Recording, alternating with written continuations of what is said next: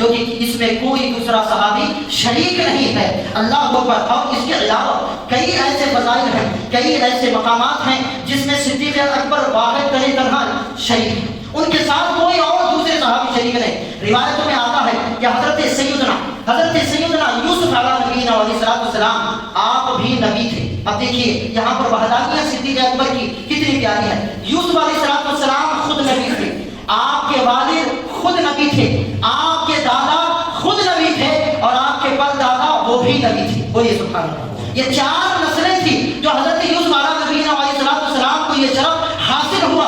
کل قیامت تک پیدا ہونے والے کسی نبی کو یہ شرف نہیں ملا، جن کی نسلوں میں چار پشتیں نبوت کے مقام پر فائز ہے۔ اسی طرح صدیق اکبر کو اللہ رب العزت نے یہ شرف عطا فرمایا کہ آپ خود صحابی ہیں، آپ کے والد صحابی ہیں، آپ کے بیٹے اور آپ کے پوتے، آپ کی چار نسلیں صحابیت میں داخل ہیں۔ بولیے سبحان اللہ۔ یہ شرف کسی اور صحابی کو حاصل نہیں، جو مقام، جو شرف، جو شان و عظمت حضرت سیدنا ابو بکر صدیق نور اللہ مرتضی رضی اللہ عنہ کو حاصل ہے۔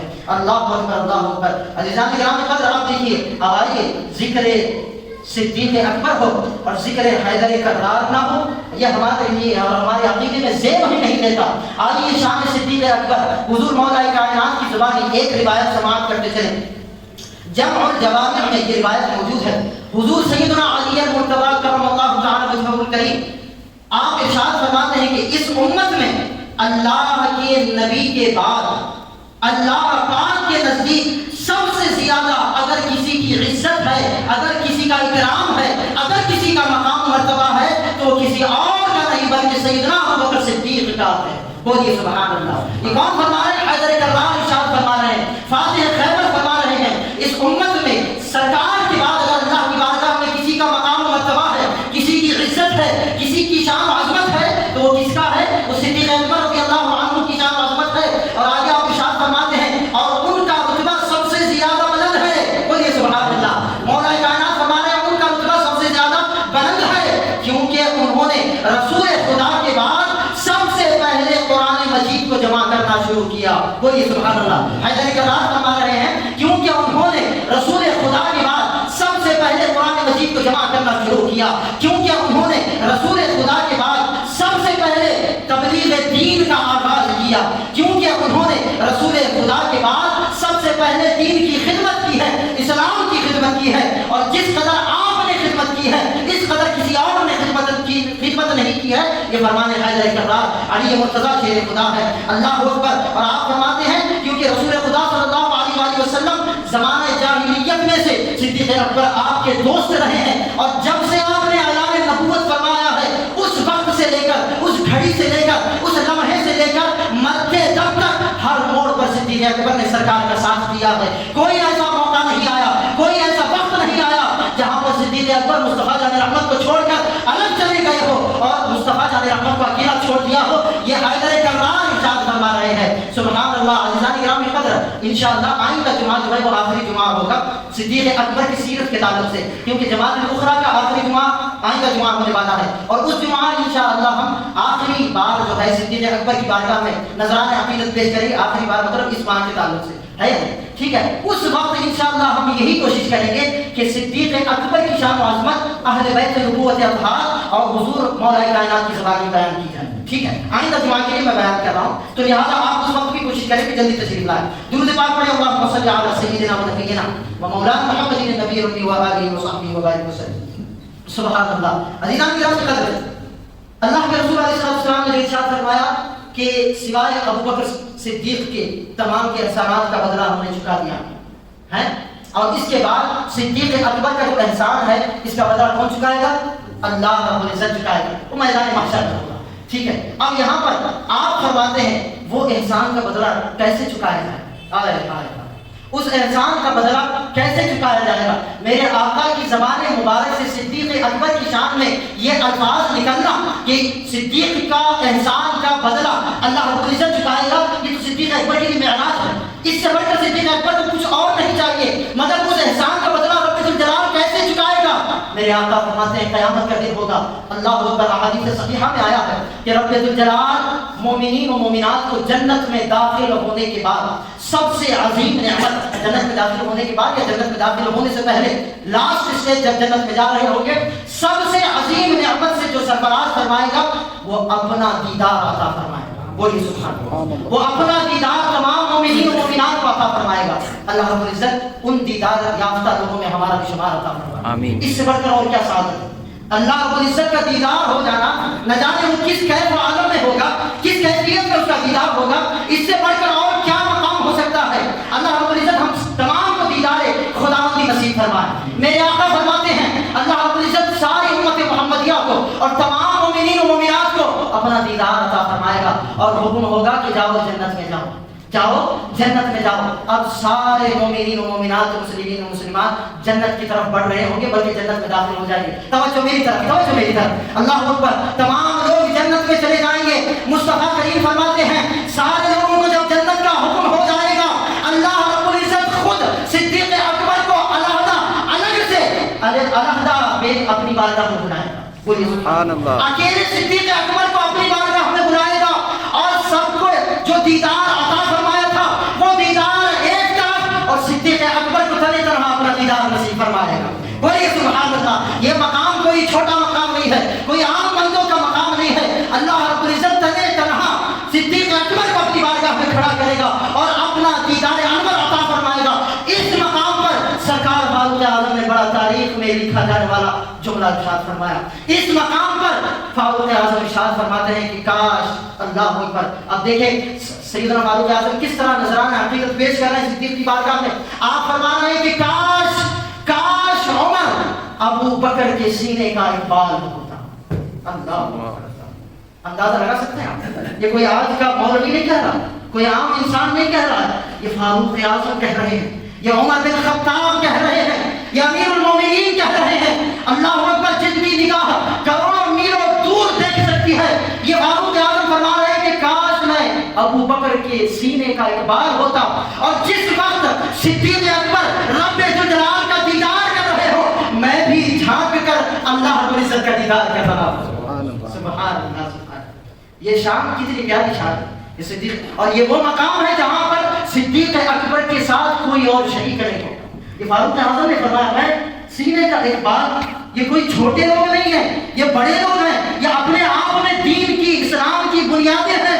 بڑے لوگ جب بڑوں کی تعریف کر رہے ہیں تو اندازہ لگائیں کہ ان بڑوں کا عالم کیا ہوگا، ان بڑوں کا مقام و مرتبہ کیا ہوگا۔ اللہ اکبر۔ عزیزان گرامی قدر، یہ شان عظمت ہے سیدنا ابو بکر صدیق رضی اللہ تبارک و تعالی عنہ کی۔ یہ تو اللہ رب العزت کا فضل و کرم ہے، یہ اللہ رب العزت کا کروڑا احسان ہے کہ اس نے ہم گنہگاروں کو صدیق اکبر کی محبت سے نوازا ہے، فاروق اعظم کی محبت سے نوازا ہے، عثمان غنی اور حیدر کرار کی محبت سے نوازا ہے۔ ورنہ کئی ایسے بدبخت نظر آتے ہیں جو اہل بیت کی محبت کا دعویٰ تو کرتے ہیں مگر شیخین پر، صدیق و فاروق پر اور صحابہ کرام پر زبان کام تراز کرتے ہوئے نظر آتے ہیں۔ صحابہ کرام پر میں بلکہ یوں کہوں گا کہ بھونکتے ہوئے نظر آتے ہیں۔ عزیزان گرامی قدر، یہ وہ نفوس قدسیہ ہیں جن کے قدموں پر ہمارے ماں باپ قربان ہو جائے، ہماری نسلیں قربان ہو جائے، اب یہ پوری کائنات قربان ہو جائے، تب بھی ان کے احسانات کا بدلہ ہم نہیں چکا سکتے۔ یہ وہ مقام و مرتبہ ہے، یہ اللہ کے رسول کے پیارے صحابہ ہیں۔ اللہ اکبر۔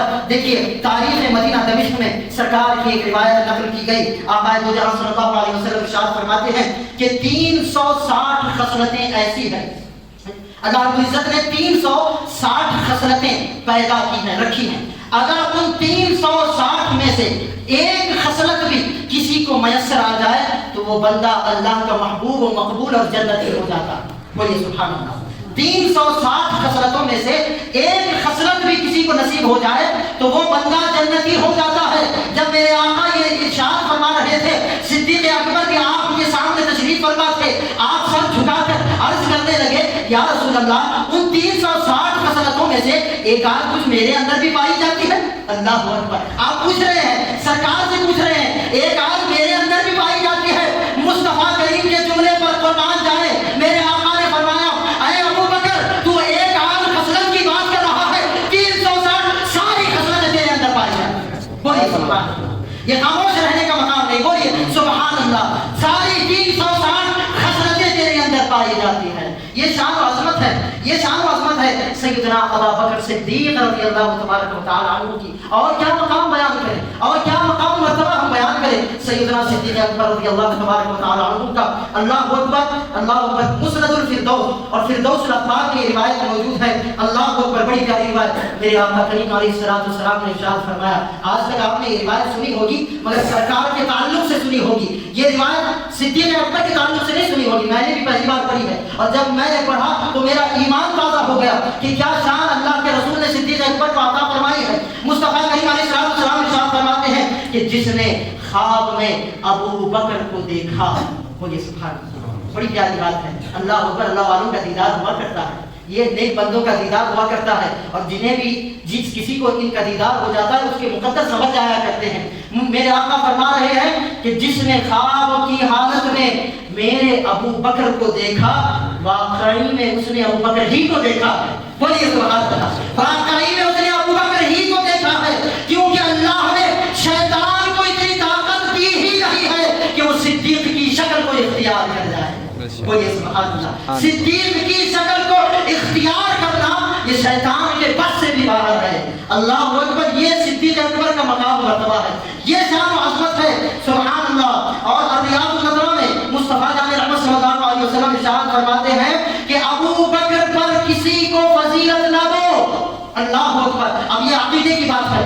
سرکار فرما رہے ہیں کہ ابو بکر پر کسی کو فضیلت نہ دو, کیونکہ دنیا و آخرت میں میرا ابو بکر تم تمام سے افضل والا ہے. بولیے سبحان اللہ. تم تمام سے افضل والا ہے. مصطفیٰ جان رحمت صلی اللہ علیہ وسلم جس ابو بکر کو افضل فرما دے, جس ابو بکر کو اعلیٰ کر دے, جس ابو بکر کے مقام و مرتبے کو بلند فرما دے, اس ابو بکر کے برابر بھلا کون ہو سکتا ہے, بھلا کون ہو سکتا ہے. مگر ایک بات یاد رکھیں, حیدر کرار کی جوتیاں ہمارے سراخوں پر ہیں, اہل بیت نبوت اطہار کی جوتیاں ہمارے سراخوں پر ہیں, صحابہ کرام علیہ رضوان کی جوتیاں ہمارے سر کا تاج ہیں. مگر جس کا جو مقام قرآن و حدیث میں بیان کیا گیا ہے, ہم ڈنکی کی چوٹ پر اسے بیان کریں گے, ہم ڈنکی کی چوٹ پر اسے بیان کریں گے. ہم ان لوگوں میں سے نہیں ہیں جو اہل بیت کا نام لے کر صحابہ پر بکواس کرنے لگ جائیں, یا صحابہ کے آڑ میں اہل بیت پر بکواس کرنے لگ جائیں. الحمدللہ ہمارے ایک ہاتھ میں اگر صحابہ کا دامن ہے تو دوسرے ہاتھ میں اہل بیت کا دامن ہے. بولیے سبحان اللہ.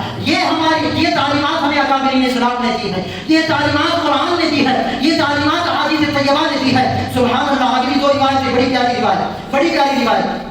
اللہ اکبر. سیدنا جابر بن عبداللہ رضی اللہ عنہ سے روایت ہے کہ ایک روز ہم پیارے آقا صلی اللہ علیہ وسلم کی بارگاہ بقسمت میں حاضر تھے. آپ صلی اللہ علیہ وسلم نے ارشاد فرمایا کہ ابھی تمہارے پاس, محفل جمی ہوئی ہے, سرکار تو آپ صلی اللہ علیہ وسلم نے ارشاد فرمایا ابھی تمہارے پاس وہ شخص آئے گا, وہ شخص آئے گا جو میرے بعد ساری امت سے افضل ہوگا, جو میرے بعد ساری امت سے افضل ہوگا.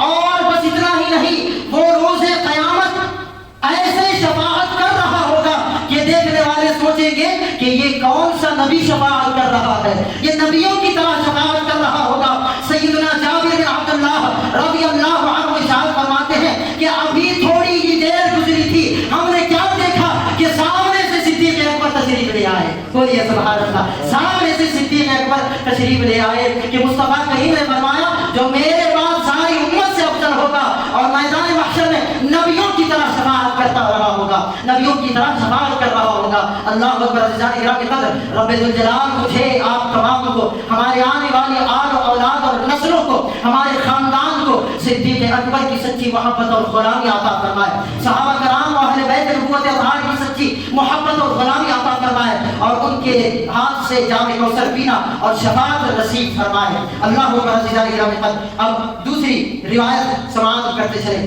تاریخ ابن عساکر میں یہ روایت لکھی گئی ہے, اور ریاض النظر میں امام طبری نے اس روایت کو لکھا ہے, اور علامہ اسماعیل حقی نے تفسیر روح البیان میں اس روایت کو لکھا ہے.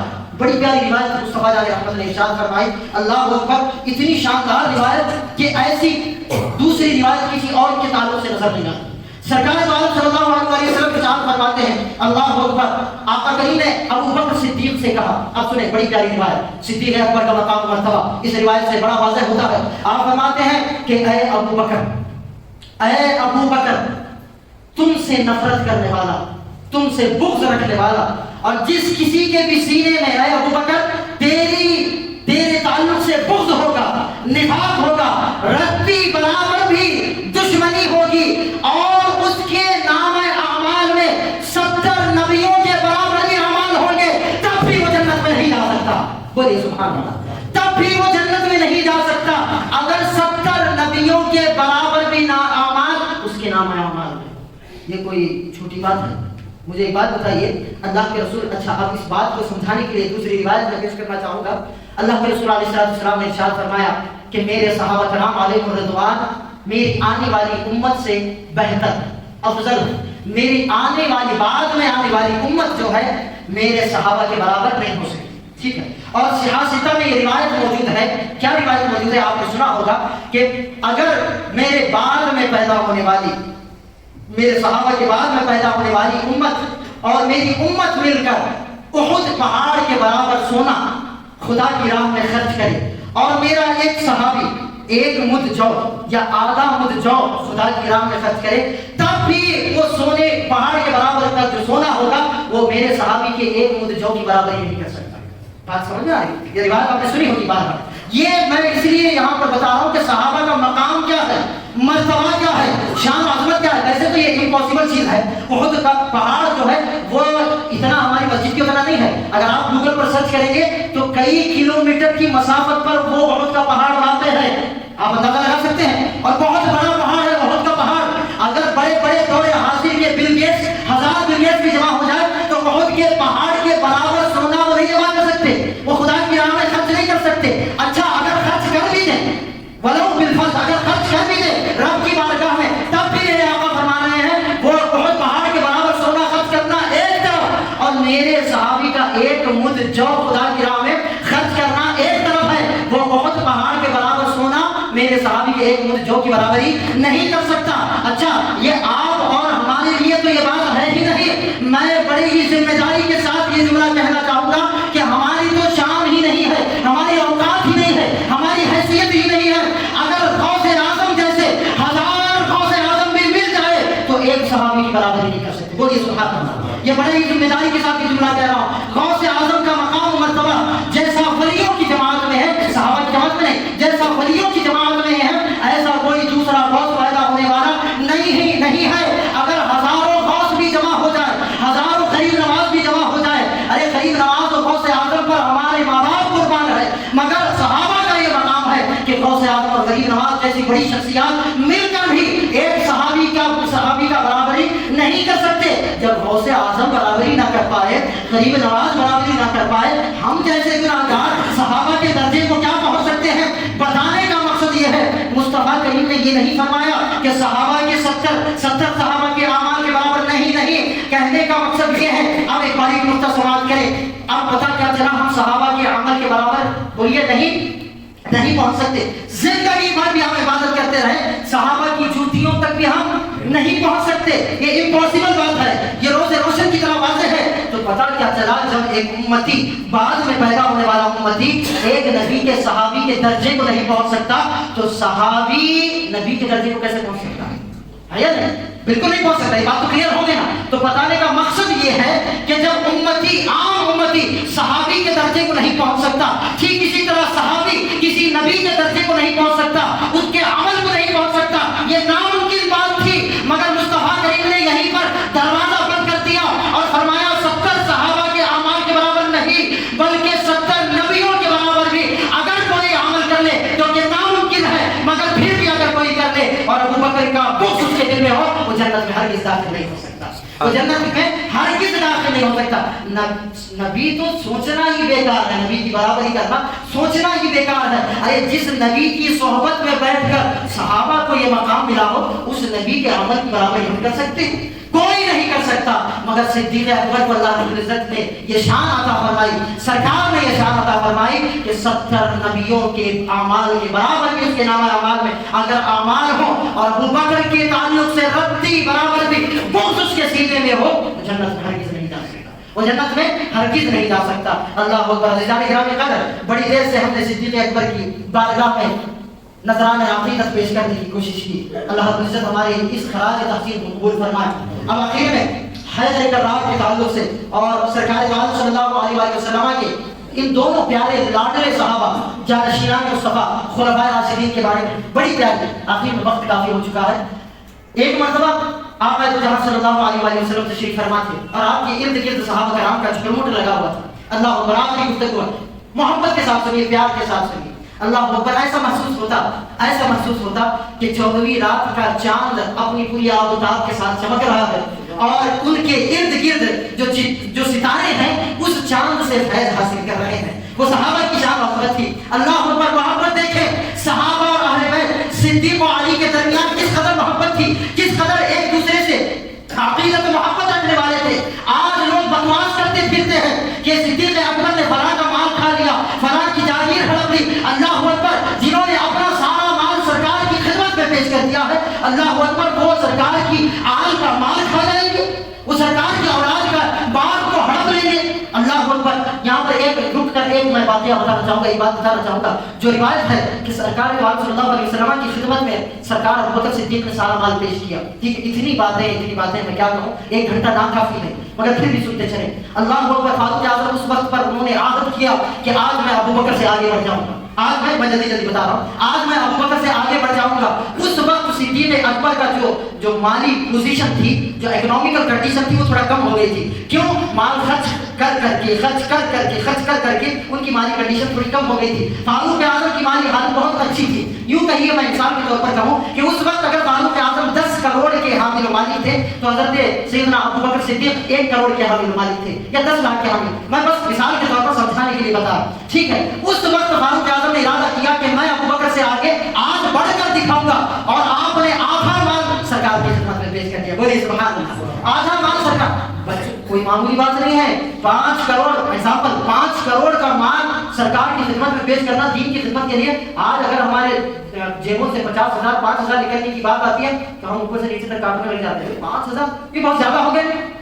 امام صاحب کو, حافظ صاحب کو, مفتی صاحب کو فری میں دین کی خدمت کرنی چاہیے. جب یہاں پر بات آتی ہے تو ہم فری کی طرف چل پڑتے ہیں. اللہ اکبر. بہر کہتے ہیں ایک الگ موضوع ہے, مگر فاروق اعظم نے آدھا مال پیش کیا سرکار کی خدمت میں. اب سرکار کا معاملہ بھی دیکھیں. سرکار جانتے ہیں کہ کون کیا مقام رکھتا ہے اور ان کی بارگاہ میں کس کا کیا مقام ہے. اب فاروق اعظم جب آئے تو ان سے الگ سوال کیا, اور صدیق اکبر جب آئے تو ان سے الگ سوال کیا. جب فاروق اعظم اپنا آدھا مال لے کر آئے تو سرکار نے پوچھا کہ اے عمر کتنا مال لائے ہو, کتنا مال لائے ہو؟ تو فاروق اعظم نے کہا یا رسول اللہ آدھا مال آپ کی خدمت میں لایا, آدھا مال آپ کی خدمت میں لایا ہو. اس کے لیے بھی بہت بڑا جگر چاہیے, اس کے لیے بھی بہت بڑا جگر چاہیے. اب اتنے میں تھوڑی دور سے دیکھا کہ صدیق اکبر رضی اللہ عنہ تھوڑا مال بالمقابل فاروق اعظم کے مال کے وہ بہت تھوڑا تھا, بہت کم تھا. وہ مال لے کر اپنے اوپر اٹھائے ہوئے سرکار کی خدمت میں آئے. وہاں پر سرکار نے پوچھا اے عمر کتنا مال لائے ہو. یہاں صدیق کو پوچھتے ہیں کتنا مال چھوڑ آئے ہو. بولیے سبحان اللہ. وہاں پوچھا کتنا مال لائے ہو, یہاں پوچھ رہے ہیں کتنا مال چھوڑ آئے ہو. صدیق اکبر نے سر جھکا کر کہا یا رسول اللہ آپ مال کی بات کرتے ہیں, اللہ اور اس کے رسول کا نام چھوڑ آیا ہو. بولیے سبحان اللہ. اللہ اور اس کے رسول کا نام چھوڑایا ہو. اس وقت فاروق اعظم کا سر جھک گیا اور کہنے لگے اے ابوبکر خدا کی عزت کی قسم اس پوری امت میں تجھ سے آگے کوئی نہیں بڑھ سکتا, تجھ سے آگے کوئی نہیں بڑھ سکتا. اچھا اس وقت آپ دیکھیں اما عائشہ صدیقہ رضی اللہ عنہا فرماتی ہے جب صبح کو مال پیش کرنے کی باری تھی, رات کو صدیق, یہ مقام ایسے ہی نہیں ملتا گھر بیٹھ کر پیٹ بھر کر کھانا کھانے سے, نمازوں کو چھوڑ دینے سے, شریعت کو چھوڑ دینے سے, فقط محبت رسول کا دم بھرنے سے یہ مقام نہیں ملا کرتا. یہ شان کیسے عطا ہوئی صدیق اکبر کو؟ رات کے وقت جب صبح مال پیش کرنا ہے تو رات میں, اب یہاں دیکھیں توجہ میری طرف, رات کے وقت صدیق اکبر دیواروں کو ہاتھ لگا رہے ہیں. اپنے گھر کی یہ دیوار ہوتی ہے, دیواروں کو ہاتھ لگا رہے ہیں. اما عائشہ صدیقہ نے پوچھا کہ ابا جان کی کیا کر رہے ہیں آپ, کیا تلاش کر رہے ہیں؟ صدیق اکبر کا جملہ سنیں, یہ دل کو چیرنے کے لیے کافی ہے. صدیق اکبر نے فرمایا کہ اے عائشہ میں نے ایک مرتبہ یہاں پر ایک سوئی رکھی تھی, میں وہ سوئی بھی سرکار کی خدمت میں پیش کرنا چاہتا ہوں. سبحان اللہ. ایک سوئی کی حیثیت کتنی ہوتی ہے, سمجھ آئی بات؟ وہ سوئی بھی میں سرکار کی خدمت میں پیش کرنا چاہتا ہوں. مال اگرچہ کہ کم تھا مگر ایمان ان کا کامل تھا, ایمان ان کا کامل تھا. رات کو سوتے ہیں کپڑ بدل رہے ہیں, نیند لگنے کو تیار نہیں, پہلو بدل رہے ہیں, پہلو بدل رہے ہیں, نیند لگنے کو تیار نہیں ہے. اما عائشہ پوچھتی ہے کہ بابا جان کیا بات ہے, کہیں طبیعت تو آپ کی خراب نہیں ہے, آپ سوتے کیوں نہیں ہیں؟ صدیق اکبر نے کہا کہ بیٹی کل سرکار نے چندے کا اعلان کیا ہے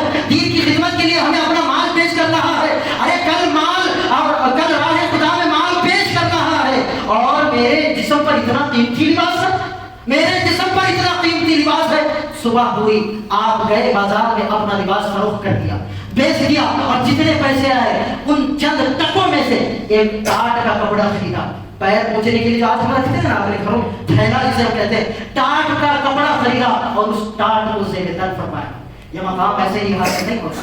صدیق اکبر یہ مقام صدیقیت ہے, یہ مقام معرفت ہے, یہ مقام محبت فنا فی رسول ہے. یہ ایسے ہی حاصل نہیں ہوتا. ٹاٹ کا لباس زیر تن فرمایا.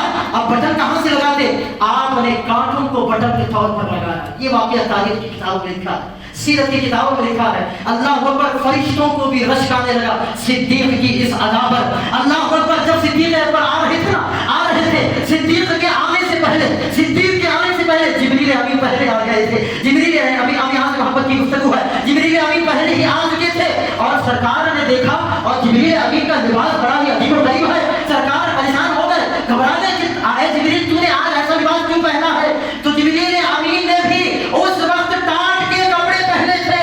اللہ اکبر, سرکار نے پوچھا ہے جبریل کیا معاملہ ہے, کیا ماجرا ہے؟ تو جبریل امین فرماتے ہیں یا رسول اللہ فقط میری بات نہیں ہے, ذرا آسمان کی طرف نظر تو اٹھائیں, ذرا آسمان کی طرف دیکھیں تو صحیح. مصطفیٰ جان رحمت جیسے ہی آسمان کی طرف دیکھتے ہیں, پردے ہٹ جاتے ہیں, تو کیا نظر آتا ہے؟ خدا کی آسمان میں رہنے والی ساری مخلوق جو ہزاروں لاکھوں کروڑوں کی تعداد میں ہے, وہ سب کے سب تمام فرشتوں نے اس ٹاٹ کے لباس کو زیب تن فرمایا تھا. سبحان اللہ, فرشتوں نے ٹاٹ کے لباس کو زیب تن فرمایا تھا. اللہ اکبر. اتنے میں صدیق اکبر, چھوڑیے مائک کو, میری طرف توجہ دیجیے. اتنے میں صدیق اکبر آ گئے تو مصطفیٰ جان رحمت سمجھ گئے یہ اسی کا معاملہ ہے, اسی نے کھلبلی مچا رکھی ہے, اسی کی وجہ سے اللہ رب العزت نے یہ عمل فرشتوں کو کرنے کا حکم دیا ہے. اللہ اکبر. عزیزان گرامی قدر, اتنے میں جب صدیق اکبر پہنچے, توجہ, صدیق اکبر پہنچے تو جبریل امین نے عرض کیا یا رسول اللہ صدیق اکبر سے کہیں کہ اللہ نے صدیق کے لیے سلام بھیجا ہے. سبحان اللہ, اللہ نے صدیق کے لیے سلام بھیجا ہے. اس جملے پر ہماری زندگیاں قربان. اللہ نے صدیق کے لیے سلام بھیجا ہے. تو مصطفیٰ کریم نے جیسے ہی فرمایا کہ اے ابو بکر خدا نے تمہارے لیے سلام بھیجا ہے, تو صدیق اکبر کی کیفیت بدل گئی. اب اس کے بعد جبریل امین نے عرض کیا یا رسول اللہ, اللہ پوچھ رہا ہے کہ اے ابو بکر دور جاہلیت میں تو مکہ کے امیروں میں سے تھا, مکہ کے مالداروں میں سے تھا, مکہ کے تاجروں میں سے تھا, بڑے بڑے لوگ تیرے آگے پیچھے پھرا کرتے, بڑے بڑے لوگ تیرے آگے پیچھے گھما کرتے, بڑا بڑا قیمتی لباس تو پہنا کرتا. آج یہ ٹاٹ کا لباس پہن کر سارا مال میرے محبوب کے قدموں میں رکھ کر اے ابو بکر تو راضی ہے یا ناراض ہے؟ بولیے سبحان اللہ. ابو بکر سے اللہ پوچھ رہا ہے تو راضی ہے یا ناراض ہے؟ اللہ اکبر. جیسے ہی سرکار نے یہ پوچھا صدیق اکبر کے ہوش اڑ گئے, آپ پر ایک الگ کیفیت طاری ہو گئی اور آپ جھومنے لگے اور کہنے لگے یا رسول اللہ ابو بکر کے تو صرف جسم پر رہنے والے کپڑوں کے ٹکڑے ہوئے ہیں, خدا کی عزت کی قسم اگر ابو بکر کے جسم کے بھی ٹکڑے ہو جاتے تب بھی ابو بکر خدا سے راضی رہتا, تب بھی ابو بکر خدا سے راضی